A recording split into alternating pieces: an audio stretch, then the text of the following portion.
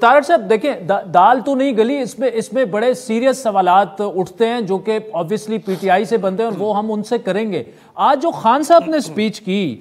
دیکھیں اس وقت ایک بات تو ہے کہ وہ بڑی تیزی سے یہ ایک بیانیہ بنا رہے ہیں کہ آپ لوگ ڈیل کر کے اپنے مقدمات ختم کروانے کے لیے اس حکومت میں آپ آئے ہیں، اور ساتھ میں انہوں نے آج یہ کہا، 2 شارٹس انہوں نے چلائے، 2 کلپس چلائے، جس میں مریم صاحبہ یہ کہہ رہی ہیں کہ میرے دادا ارب پتی تھے، پاکستان کے امیر ترین شخص تھے، انہوں نے اپنی جو بھی دولت ہے وہ اپنے نواسوں کو ٹرانسفر کی۔ پھر ساتھ میں وہ شہباز شریف صاحب کا ایک شارٹ چلا کے کہتے ہیں کلپ، جس میں شہباز شریف صاحب کہہ رہے ہیں مجھے فخر ہے میرے باپ جو تھے وہ غریب کسان خاندان کے تھے۔ اب 2 مختلف یہ ورژن سامنے آ رہے ہیں۔ اب یہ چیزیں جو ہیں، یہ جو پی ٹی آئی کے فالوورز ہیں یا جو عوام ہے ان کے ساتھ ریزونے نہیں ہیں، تو وہ یہ کہہ رہے ہیں کہ کبھی آپ کہتے تھے کہ میرے دادا ارب پتی تھے، کبھی کہہ رہے ہیں کہ وہ ایک غریب کسان خاندان سے تھے، تو آپ ایک کاؤنٹر نیریٹو بنانے میں بھی ناکام ہمیں نظر آ رہے ہیں۔ عمران خان یہ جو چیزیں کر رہے ہیں جلسوں میں، بات یہ ہے کہ یہ ایک زومبیز کی جنریشن تیار کر رہے ہیں،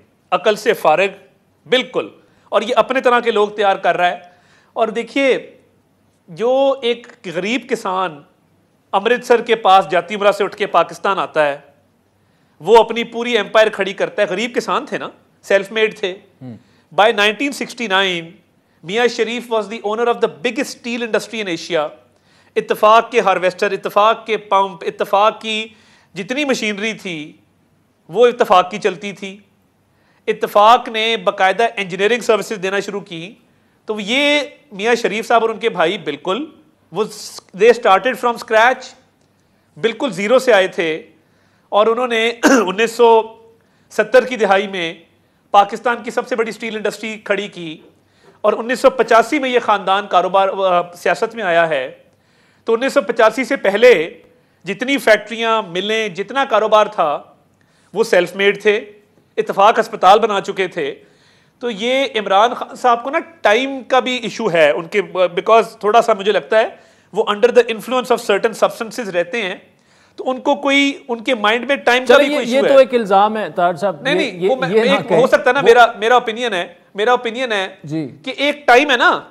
ایک بندہ 1940 میں غریب تھا اور 1970 میں 1960 میں وہ امیر ہو جاتا ہے، آپ کے نہیں،